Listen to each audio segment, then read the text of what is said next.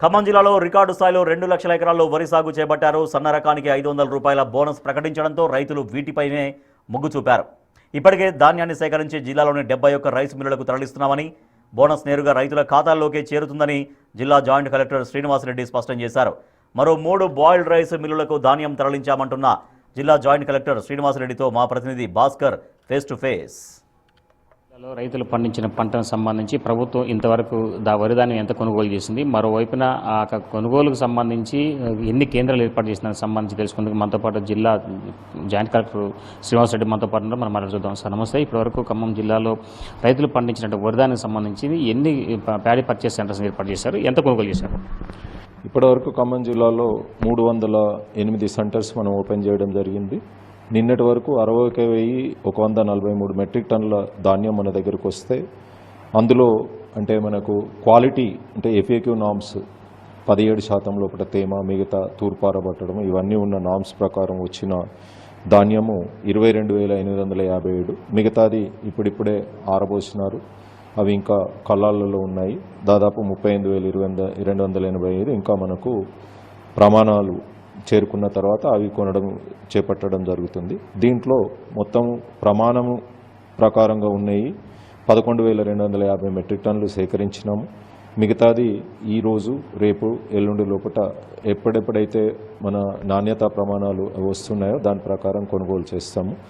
Transportation విషయంలో maize transport అంటే మొక్కజొన్న ట్రాన్స్పోర్టు, వరి ధాన్యం ట్రాన్స్పోర్టు రెండు జరుగుతున్నాయి. కొన్ని సందర్భాలలో ఈ మొక్కజొన్న ట్రాన్స్పోర్ట్ ఎక్కువగా ఉండడం వల్ల ఈ లారీలు దిగుమతి చేయడానికి ఈ కాంట్రాక్టర్స్ ఎవరైతే ఉన్నారో ఇబ్బందులు పెట్టడం జరిగింది.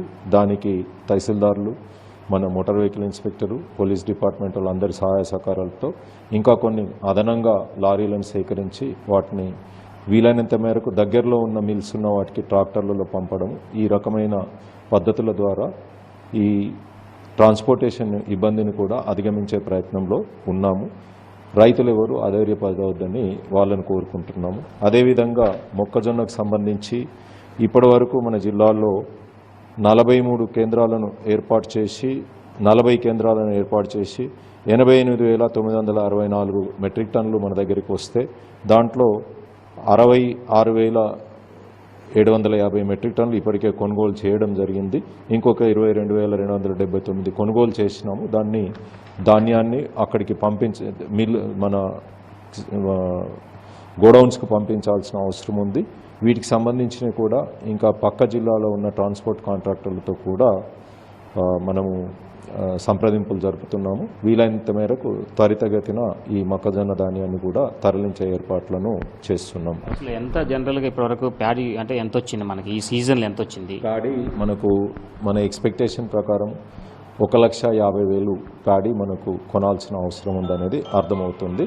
అదేవిధంగా మొక్కజొన్న కూడా 1,50,000 మెట్రిక్ టన్నులు కొనుగోలు చేయాల్సిన ఆవశ్యకత మన మీద ఉంది. మరోవైపు చూసుకుంటే ఇప్పటివరకు ప్యాడీకి సంబంధించి చాలా వరకు కూడా కొనుగోలు కాస్త జాప్యం జరుగుతుంది. మరోవైపున అంటే రైతులు కొనుగోలు కేంద్రాల వద్ద కూడా అవసరం పడుతున్నారు. గన్నీస్ కూడా సకాలం అందట్లేదు, ట్రాన్స్పోర్ట్ వెహికల్ కూడా సమస్యలు ఉన్నాయి అంటున్నారు. ప్యాడీకి సంబంధించి అయితే గన్నీస్ ఎలాంటి ఇబ్బంది లేదు. మొక్కజొన్న దానికి సంబంధించిన గన్నీస్లో కూడా ఎక్కడెక్కడైతే కొన్ని దగ్గరలలో రైతులు స్వయంగా కొనుక్కొని వచ్చి పెట్టినారని చెప్పినారు, వారికి మనకు ప్రభుత్వం నుంచి వచ్చే సర్క్యులర్ ప్రకారము ప్రభుత్వ రేట్లను ఇవ్వడం అనేది జరుగుతుంది. ఇప్పుడు 22 లక్షల గన్నీ బ్యాగ్స్ మన దగ్గర ఇంకా ఇవ్వడానికి సిద్ధంగా ఉన్నాయి. కాబట్టి గన్నీకి కూడా ప్రస్తుతం అయితే కొరత లేదు. కానీ ఊర్లలో తొందరపడి వాళ్ళు అంటే ధాన్యాన్ని తీసుకొని వాళ్ళు ఇబ్బందులు అంటే వాళ్ళు వర్షం పడుతుందనే ఉద్దేశంతో వాళ్ళే కొనుగోలు చేసి కొంతమంది పెట్టుకొని ఉన్నారు. ఎవరైతే రైతులు తీసుకొని వాళ్ళు సొంత గన్ని పెట్టుకొని ఉన్నారో, సొంత బ్యాగుల ద్వారా నింపుకొని పెట్టుకొని ఉన్నారో వారికి కూడా ప్రభుత్వ నియమ నిబంధనల ప్రకారము డబ్బులు అందజేయడం అనేది వారికి మొక్కజొన్నకి ఇచ్చే డబ్బులతో పాటుగా గన్ని సంబంధించిన డబ్బులను కూడా కలిపి ఇవ్వడం అనేది జరుగుతుంది. అంటే ఇప్పటివరకు చూసుకుంటే చాలా వరకు కూడా ప్యాడీ సంబంధించి రిక్రూట్మెంట్ జరుగుతున్న సమయంలో గతంలో డిఫాల్టర్స్ ఉన్న వాళ్ళకి ఏమైనా సరఫరా చేసే అవకాశం ఉందా? లేదు. ఎట్టి పరిస్థితుల్లో డిఫాల్ట్ మిల్స్కు ఒక్క గింజ ధాన్యం కూడా ఇవ్వడం జరగదు. మన జిల్లాలో 3 డిఫాల్ట్ మిల్స్ ఉన్నాయి. వాటిని గత 4 సీజన్ల నుంచి కూడా అలాగే పక్కకు పెట్టి ఉంచినాము. అవసరమైతే ప్రైవేట్ గోడౌన్స్ కొన్నిని ఐడెంటిఫై చేసినాము. అందులో ఒకవేళ మిల్లుల నుంచి కూడా ఏదైనా ఇబ్బందులు ఎదురైన సమయంలో ప్రైవేట్ గోడౌన్స్లో కూడా పెట్టుకోవడానికి ప్రభుత్వం నుంచి అనుమతి తీసుకొని పెట్టుకోవడానికి సిద్ధంగా ఉన్నాం.